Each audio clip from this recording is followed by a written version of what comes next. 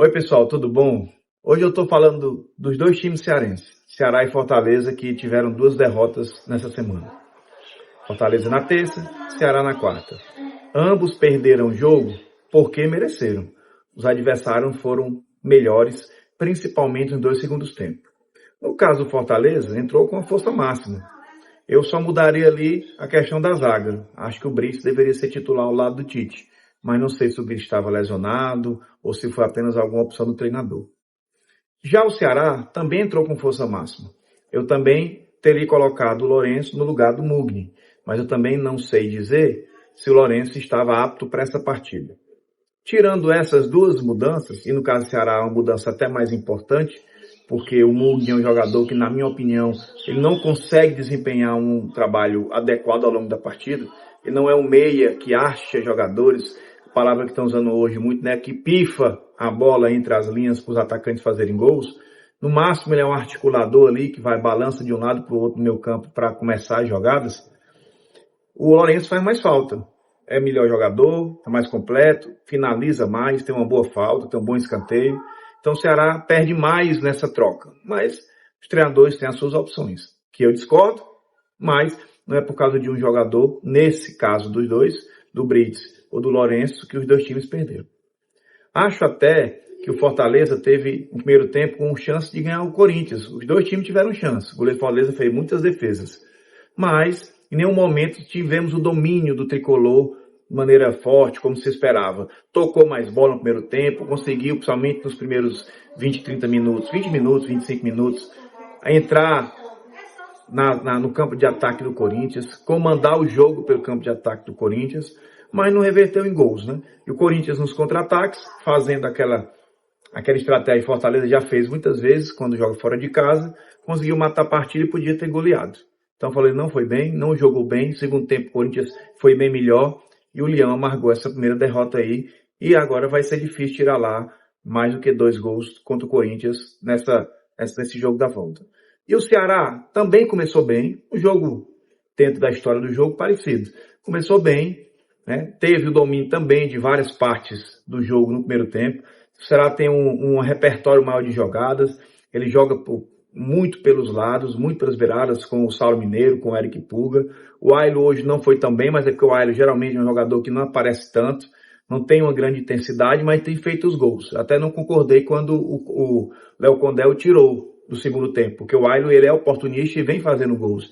E colocou jogadores que não fizeram nem gol ainda no Ceará. Se o time precisava empatar, tinha que ter jogador que está acostumado a fazer gols. E o Ailo tem feito esses gols. Então não gostei dessa mudança. Mas o Ceará não conseguiu fazer os gols. Primeiro por quê? Porque as bolas perdidas foram no pé do Saulo Mineiro, ou na cabeça.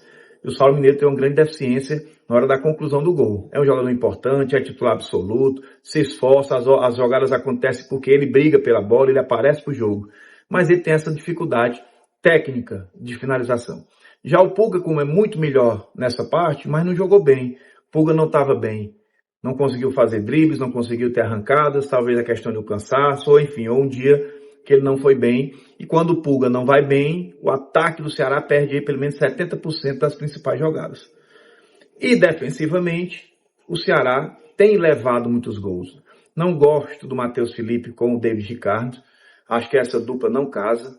Segunda partida que eles não vêm bem. O Matheus Felipe não levou vantagem nenhuma vez sobre o atacante do Curitiba, que é um bom atacante, grande, forte, faz bem o pivô, mas tem mobilidade. Praticamente todas as bolas que o cara estava dentro da área, conseguiu tocar na bola antes do Matheus Felipe, ou deixou ele para trás na hora de um lançamento. Então o Matheus Felipe não vem bem e não deveria ser titular. Para mim o Ramon Menezes é melhor jogador do que ele. Ou então que se adapte, coloque um Jean de zagueiro, que é um jogador também muito forte, um pouco mais rápido, tem uma melhor condição de sair de bola. Enfim, a dupla de zaga do Ceará ontem não foi bem. Mesmo o David Ricardo não foi bem, deu uma pichotada, quase dando um gol. E o Ceará ainda perdeu o Richard, né? Com uma lesão que pode ser séria. Apesar que o goleiro que entrou também não teve culpa dos gols e parece ser um bom goleiro, com um estilo diferente, um goleiro mais alto, mais comprido, mais tranquilo, que faz menos enfeite nas defesas. Vamos ver aí, né? Goleiro quando vem sem ritmo, a gente não pode cobrar muito dele assim que entra, mas então vamos esperar que ele, nos próximos jogos, demonstre que tem condição de substituir o Richard, que eu acho que vai ficar fora. O Richard vai ficar fora um tempo. Enfim, dois jogos com histórias parecidas, né? Mas o mote desse vídeo agora não é só falar do técnico tático, é falar de mentalidade e postura. O que é que falta para o Fortaleza ser campeão desse campeonato sul-americano? O que é que falta para chegar ao título brasileiro? Time não é, porque já foi uma final ano passado, a sul-americana, estava na liderança do brasileiro, bateu grandes times. O que é que falta para o Ceará chegar entre os 4 dessa competição e até brigar pelo título? Time não é, porque o Ceará não tem um grande time, mas os outros também não têm. O nível é muito parecido. Então, se tem time, tem bons treinadores, tem uma estrutura, tem uma logística, por que é que não chega? E os adversários não estão muito acima? Porque falta mentalidade. Mentalidade de campeão. Personalidade de time grande. O que é que faz um time ser grande e ter mentalidade de campeão? É a hora do momento, do período, da fase que tem que crescer agora. É a hora do sprint final, é a hora que o medalhista que vem na disputa longa dá aquela corrida mais forte para chegar na frente do segundo colocado.